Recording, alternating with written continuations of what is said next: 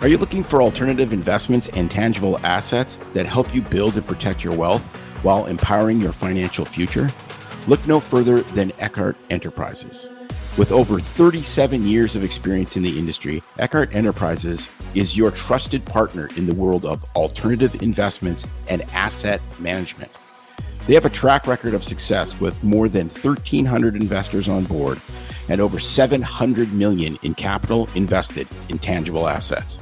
Their specialty lies in offering immediate cash flow opportunities through mineral rights investments so that you don't have to wait decades to see your investments pay off. Their unique AML approach, born from decades of experience, focuses on aggregating, maturing, and liquidating assets strategically to maximize returns. Join Eckhart Enterprises. Visit EckhartEnterprises.com, spelled ECKARD enterprises.com today to begin your journey toward building and protecting your financial future. For more information about alternative investments and asset management, visit EckhartEnterprises.com. And remember, Eckhart Enterprises is your gateway to tangible assets and lasting financial success. Contact Eckhart today. For more information about alternative investments and asset management, visit EckhartEnterprises.com, spelled ECKARDENTERPRISES.com. And remember, Eckhart Enterprises is your gateway to tangible assets and lasting financial success. Contact Eckhart today. Finally, a source of raw, real, and honest information on healthcare issues that matter most. Welcome to BS Free MD. From the latest medical information to how to stay sane as a doctor or a patient, no subject is taboo, no BS is allowed. Now, let's welcome your hosts, Doctors May and Tim Hindmarsh. Welcome back to another Truth Bomb episode. Your favorite doctors, Tim and May Hindmarsh, hosts of the BS Free MD podcast. Starting off the new year's, with the new year, I guess you should say correctly, with a truth bomb. And of course, it couldn't be anything else but New Year's resolutions. Fact or fiction? Well, they're both, but it's just... Okay, what's your New Year's resolution? Well, it's Truth Bomb, but it's also BS Free MD, and it's just the BS part, I think, is...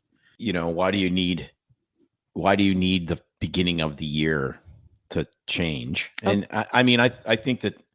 Well, let's have that conversation. Why do people do it? Obviously, they do it for some kind of reason. Because this is going to be the year. Because a calendar year signifies, I don't know, fresh start, new beginning, time for change. I'm trying to think of all the reasons. That the part that's probably the most legitimate is, especially if you're going to go down the health perspective as far as exercising more or changing your diet or quitting smoking. Why does it have to be January 1st? Well, because you gorged yourself and ate a whole bunch of crap and woke up hungover for the last 3 weeks. It's usually what it is. So that's quite motivating. But motivation's bullshit because it doesn't change your life. What changes your life is adopting new habits. So it really needs to be about adopting new habits. And I think people fail at these for some very specific reasons. Well, it's not just health reasons either, although that seems to be like the most common New Year's resolution. I don't know, I haven't looked that up, but I know when we talked about last year, health resolutions, remember the stats on, I think it was... It's less than 2 weeks. It's like 6 days, I think. No, it was 7. I thought it was like 7 weeks when most people fall off the wagon.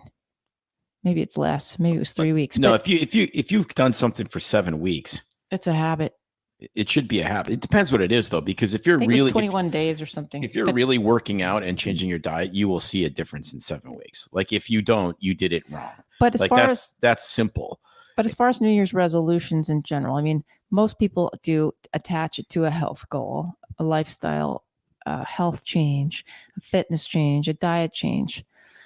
But I think you can attach it to other goals and aspirations as well. So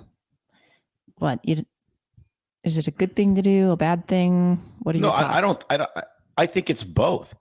I think it's a good thing if you do it. If you're like, okay, I'm going to start at the beginning of the year because that's easy to keep track of. In the beginning of June, I'll be, we're going into 6 months.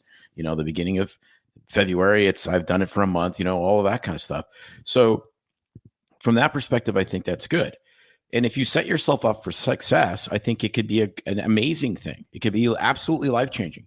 The problem is the way most people do these is they set themselves up for failure. And when you set yourself up for failure, you oftentimes set yourself up for more failure. It's the converse of the Winston Churchill quote, which is success is going through numerous failures but staying equally enthused. Well, the whole point of that is perseverance. You're failing, but you're failing forward because you're persevering. If you quit and it trains you to quit, then it's training you to not be perseverant, and then it just compounds your chances of never being successful. That's my concern. It's like I tried it. I tried training for a marathon. Well, how long did you train for? Well, 3 days. Well, then you didn't try it. True. So don't set a resolution so you won't fail, so you won't be a failure. Is that what you're saying? Well, I mean, I listened to a great podcast on Sean Ryan's show with Laird Hamilton, and Laird he's actually a really good interview, but I mean, the guy's not academically trained or whatever. And so I love kind of how he puts some stuff. And they were talking, because he's super into fitness and he has all this, all these supplements, or not supplements, but, food products that he makes, with mushrooms and all this, whatever. And he was talking about quitting drinking. And he goes, lots of people talk about it, but do you really want it? Because he goes, when I really just made my mind up and I said, I'm not doing this anymore because it's not worth it for me, because I'm an asshole when I drink and it drives my wife crazy and I'd rather stay married than be drunk, then he just quit drinking. And I think that most people don't get to the point, they don't get to the point where they're like, I just really it's absolutely worth it to do whatever it takes to change this, whatever this habit is. Like take your pick, to not eat candy, to whatever. And you have to get to the point where you make your mind up and you go, I'm just gonna do this. And then I've talked to tons of people with regards, especially with smoking and drinking, and they're like, "Well, I just quit." What do you mean, just quit? Smoking, you're not supposed to be able to quit. It's supposed to be harder to quit than heroin. Well, I just quit. What do you mean? Well, I didn't smoke. I was kind of a dick for a couple of weeks. I got over it. Then I just didn't smoke anymore. I go, what do you mean? Well, I just decided I didn't want to do it anymore. And like virtually everyone I talk to that's quit smoking, that is the exact story. It's not, well, I did hypnotism, and then they shoved pencils in my eyes if I thought about cigarettes. No, they just quit. They just stopped doing it. I know, but it's like, what's this wild? Bluntly and simply to make it sound like it's easy. And for most people, they can't just quit and just say, I just quit and it was easy and therefore I'm done. No, it's not. I'm not saying it's easy. And I'm saying that you can set yourself up to success. And I'm saying that this is a mystery to me, because this is I'm telling you what people are telling me. It's like, I just stopped doing this. So maybe the people that are successful had an easier time of it. Maybe. But I think that people get to, I think a lot of this is a process, and you have to weigh, there's a process that you get to until you get to that decision point. I think once you get to that decision point, I don't know that it's that hard anymore. I think getting to the decision point is the hard part. I think you're pushing a boulder up a hill. Once you get it to the top of the hill and then it starts to roll down the other side, there's no more pushing. I think that that's a real thing. I think it's getting to the yes. It's like selling. It's like selling a product. When you're selling a product, you're trying to get people to yes. Yes, I'll buy the car. Yeah. Yes, I'll buy the subscription. And I think getting to yes is the hard part. And I think that there's ways to get there that work better than not. And I think that there's ways that get there for certain people that don't for others. So I think it's really about, how do you get to yes? How do you get to, okay, like, why didn't I think of this before? Yes, exactly. And that's kind of what I was pushing you to get to, is that it's not that it's just easier for some people than others. It is just that those people that are committed, emotionally, mentally, physically, they've reached their point where they're all in, that the pain of living with, how they're doing things is not worth it anymore. And the struggle that they have to go through to be successful is worth it. They commit and they go through the motions, even when they're not motivated, to be successful, to make the change. Yeah. And so I think you can break it down into a few things. I think that most people fail because they do a couple things completely wrong. They try to do way too much too soon, and then they don't do it long enough.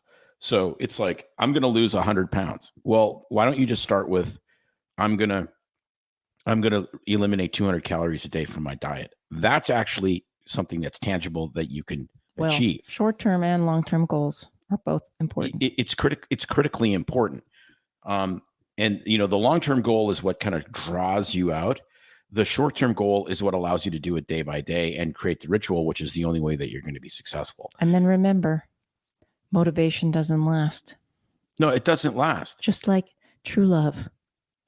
No, it waxes and wanes. Well, no, the feeling of true love waxes and wanes. So motivation, there's going to be days, and we talked about this before, when that's just not there. You just have to go through the motions to continue on with your new path, whatever it is, whether it's a weight loss or if it's, opening up, taking the steps to open up that new business that you want to do, and you're finally going to put the effort in. So keep going through the motions, even on the days that you don't feel like it. You know what you have to do to be successful? You have to pretend you're successful. And it's back to amen to that. It's back to Dave Ramsey. It's like, if you want to be rich, do what rich people do. If you want to be thin, do what thin people do. If you want to, and that's exactly it. You have to fake it till you make it. You literally have to fake it till you make it. And so if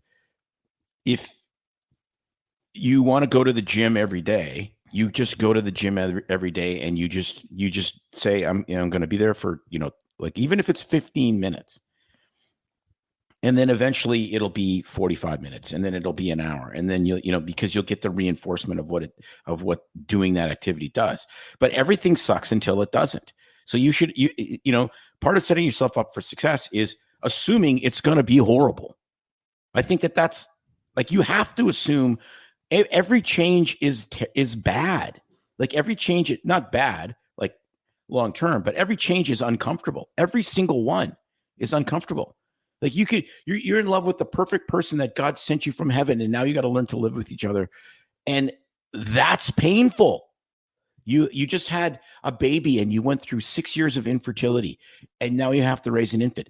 That's painful. Every change, even wildly good changes, are painful. So you pick your pain. And it's like, I'm going to trade the pain of getting up a little bit earlier to, read more, or whatever the case may be, for the pain, the pain of being dumb, the pain of being unhealthy, the pain of being. So is there anything that you're going to change in January of 2024? I don't know.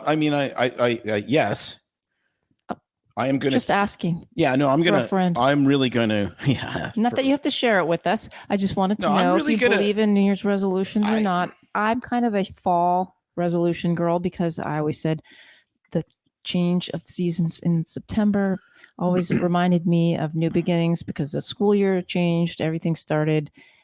And in my head, just growing up and then having kids, that was the beginning of a new year. But whatever it may be, I think having a timeline in your head to set the beginning of some goals is helpful for some people. And I think whether or not you're going to do anything, that's up to you. Yeah, I think I have to. I think I have to experiment with this ultra low carb eating. I think that's a mandated thing. Whether I'll tell you in a week if I feel like crap. If I keep, I don't know. Well, let's encourage Tim. It's just that we've interviewed so many people from so many, like, that are completely diverse as far as their, even their workout habits and all this, that it just got me curious. It's just like, you kind of have to try it. And it's It's essentially free. I mean, you spend a little bit more money on meat, I guess, but it's not like you're getting an expensive trainer or expensive equipment to try it, or you're pumping yourself full of psychedelic drugs you have no idea how to use. It's just meat. It's expensive. Well, good meat is expensive. Yeah. Anyway, okay. So I think I should give that a try. Good luck to you on your 2024 resolution. We'll maybe update everybody later, but whether or not you believe in New Year's resolutions, whether you got any big goals or aspirations for this year, set yourselves up for success with a few of those tips we mentioned. Don't get discouraged when the motivation drops. Well, I actually have another resolution. Act like you're winning already and act your part, and I'm going to be off to the races. I'm going to try to be 18.6% less of a jerk. Oh, beautiful. We'll add that one to the list. Not 18.7, 18.6. I think I'm just going to blow that up now. Bombs away.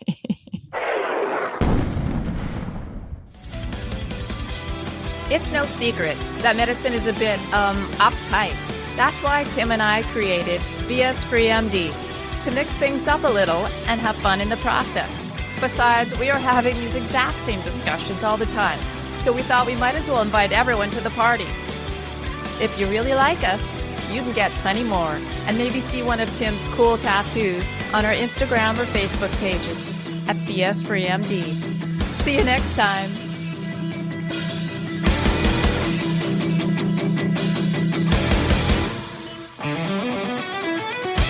But we try to keep BS Free MD as raw and real as possible. We can't be held responsible for any medical decisions or discussions had as a result of what you've heard on the show. We know, bummer. But the truth is, we really do care about your questions. So feel free to reach out to us by email at doc@bsfreemd.com.